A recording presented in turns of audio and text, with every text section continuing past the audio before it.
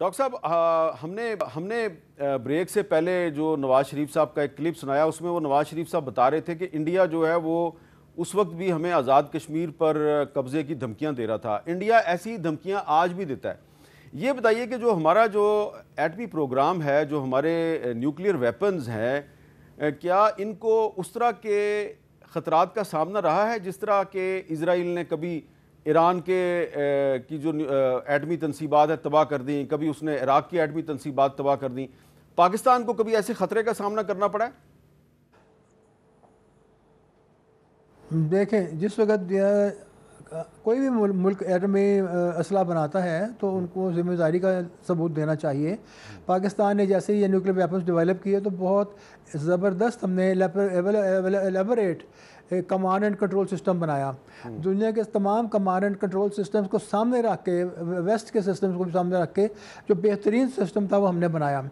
और यही वो वक्त था जब कि पाकिस्तान में टेररिज्म की वेव जो लहर है ये पकड़ रही थी। आपको पता है कि मैं 2000 के बाद 10 साल तक, तकरीबन 1998 से 10-12 साल तक टेररिज्म की क्या यहाँ पे मुसीबत पड़ी थी पाकिस्तान को।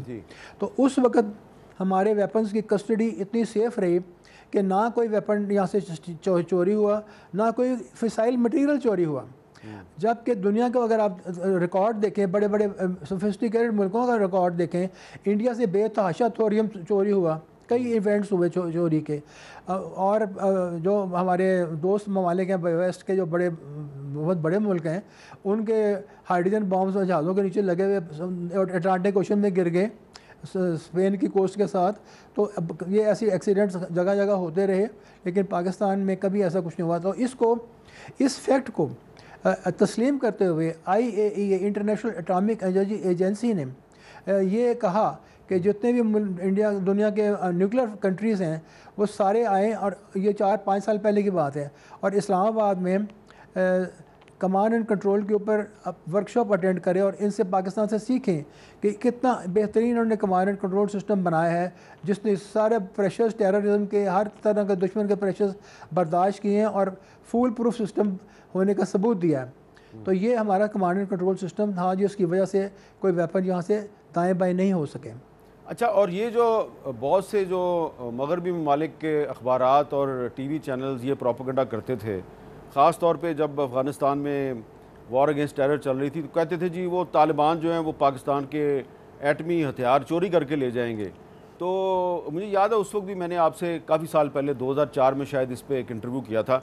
लेकिन ये पाकिस्तान के न्यूक्लियर प्रोग्राम के ख़िलाफ़ ये प्रोपेगेंडा आज भी जारी है कि जिस तरह वो किसी न्यूक्लियर साइट पे जाके लेबॉर्ट्री में से वो मिसाइल या बॉम्ब निकालेंगे, ट्रक में रखेंगे और भाग जाएंगे। ऐसे हो सकता है? आप बिल्कुल सही कह रहे हैं। मुझे ये याद है, और ये मैं आपको एक थोड़ी सी बात बता दूं। ये प्रेशर टैक्टिक्स हैं जो कि वेस्ट की तरफ से पाकिस्तान पे हमेशा से डाले गए हैं, और ये मतरवातर डाले जाते रहे हैं कि किसी तरह से न्यूक्लियर प्रोग्राम पाकिस्तान का इसमें रुकावट डाली जाए।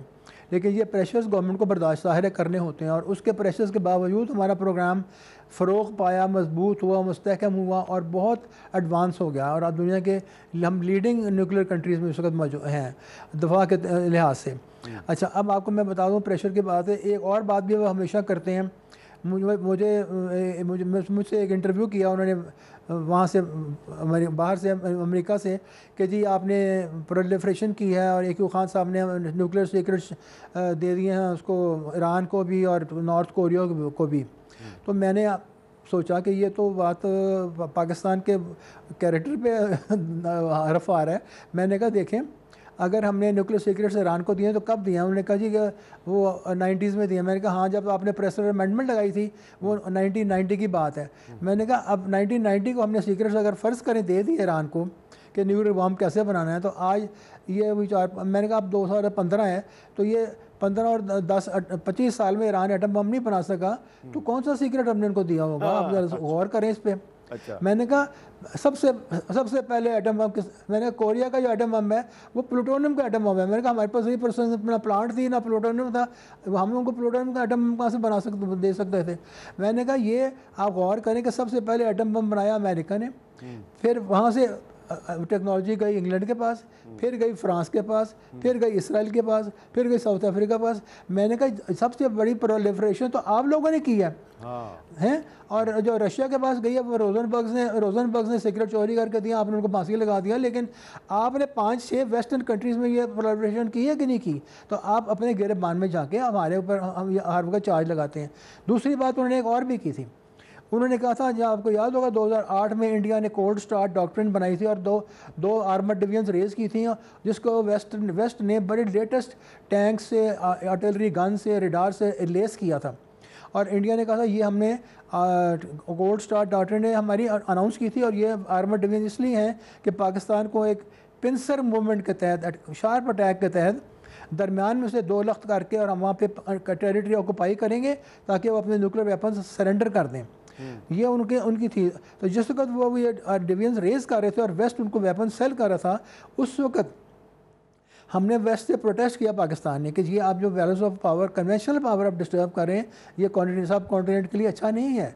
तो वेस्ट ने हमें ये कहा, आपको पता होगा उस वक्त इकोनॉमिक बबल बर्स्ट हुआ था और वेस्ट को पैसे की बड़ी ज़रूरत थी। तो वो उन्होंने कहा कि जी ये तो आपका और इंडिया का मसला है, आप इसको खुद ही सॉल्व करें। तो उन्होंने उनको $60-70 बिलियन के वेपन सेल किए। अच्छा, जब उन्होंने कहा हमें कि मसला अपना हल करें, तो अब क्या कर सकते थे हम भी $70 बिलियन तो नहीं कहीं से ला सकते थे। तो हमारे डिफेंस एनालिस्ट ने फिर साइंटिस्ट की तरफ देखा और कहा कि अभी क्या करें। तो फिर उस वक्त नसर टेक्टिकल वेपन हमारा आपको मंजर आम पर आया। हमने नसर मिसाइल बनाई और उसमें मिनिएचर न्यूक्लियर वॉरहेड लगाए, और वो एक रॉकेट लॉन्चर जो होता है गाड़ी के ऊपर माउंटेड, जिसमें मल्टी बैरल लॉन्चर, उसमें से वो मिसाइल हर 3-3 सेकंड के बाद एक फायर हो सकती है। हमने कहा आप सिनेरियोज आप देखें कि अगर वो 2 आर्मर्ड डिवीजन हमारे बॉर्डर पे आगे इकट्ठी हो जाती हैं, तो इधर से ये नसर मिसाइल के 2-3 वॉलीज हम चला दें, 10-15 मिसाइल उनके अंदर फेंक दें न्यूक्लियर वॉरहेड्स के साथ, तो कितने टैंक उनके मेटल का एवेपोरेट होंगे, हवा में मेटल एवेपोरेट हो जाएंगे। तो फिर अमेरिका ने कहा ये कैसे टेक्निकल वेपन आपने बना लिया और ये क्यों बनाया? हमने कहा आपको हमने मना किया था, आपने कहा ये मसला खुद हल करो, तो अब हमने हल कर लिया। तो ये हमारा जवाब था उनके जवाब का। अच्छा, तो इस तरह से ये हमेशा प्रेशर डालते रहते हैं, लेकिन हमें अपने टेस्ट थ्रेट परसेप्शन खुद देखने में तो ये उसका इलाज खुद करना पड़ता है।